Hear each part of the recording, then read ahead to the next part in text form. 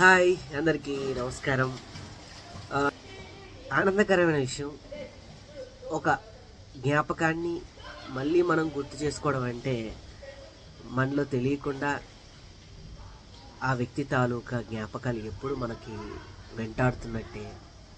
దేని గురించి చెప్తున్నానంటే ఏఐ. ఇప్పుడు ఎక్కడ చూసినా ఎక్కడ విన్నా ఎవరి నోట విన్నా చిన్నపిల్లల దగ్గర నుంచి పెద్దవాళ్ళ వరకు అందరూ ఏఐ ఫ్యాన్సే అనమాట. అయితే ఈరోజు అంటే ఐ థింక్ చాలా రోజులు అయింది ఆ సాంగ్ వచ్చి, కానీ నేను మాత్రం ఈరోజు చాలా హ్యాపీ అనిపించింది. మాస్ జాతర రవితేజ గారి మూవీలో ఈ పాట, ఒక పాట అది ఎప్పుడో ఈడెడ్ సినిమాలో చూపులతో గుచ్చి గుచ్చి చంపకే అనే ఒక చిన్న రిథం చిన్న తీసుకొని దాని ద్వారా అది అందులో ఫస్ట్ ఆఫ్ ఆల్ చెప్పుకోదగ్గది మన చక్రి అన్న వాయిస్ విని నాకు మళ్ళీ చాలా ఆనందం వేసింది. చిన్న బాధను కూడా అనిపించింది. ఈ టైంలో ఆయన ఉండి ఆయనవే పాడుంటుంటే ఈ పాట ఆయన ఎంత హ్యాపీ ఫీల్ అయ్యేవాళ్ళు కదా అని అనిపించింది.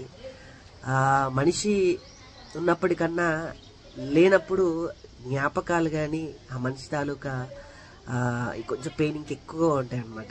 ఏవి మనం ఉన్నప్పుడు వాళ్ళతో ఎక్స్ప్రెస్ చేసుకోలేము.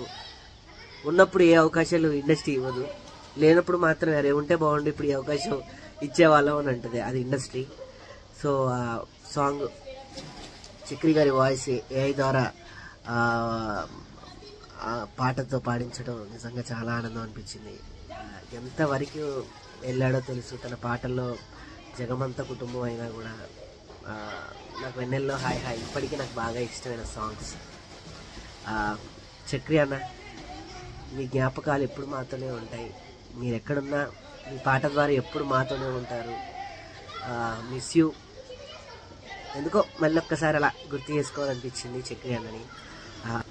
నేనైతే ఒకటి చెప్పాలనుకుంటున్నా, మనిషి లేనప్పుడు అయ్యో అలా ఉంటే బాగుండు, ఇలా ఉంటే బాగుండు, మనం ఇలా చేస్తే బాగుండు, ఇలా నీ అవసరం ఉంటేనే ఇంటి కింద కారు వస్తుంది, బెడ్రూమ్ దగ్గర కూడా కారు వస్తుంది. నీ అవసరం ఉంటే బెడ్రూమ్ దగ్గర బెడ్ పక్కకు కూడా కారు వస్తుంది.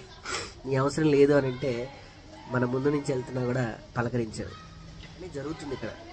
ఇక్కడ ఎప్పుడు కూడా వెల్వెట్లో ఉండాలి, అప్డేట్లో ట్రెండింగ్లో ఉండాలి. Thank you. ఎందుకో మార్నింగ్ మీతో షేర్ చేసుకోవాలనిపించింది. Have a nice day.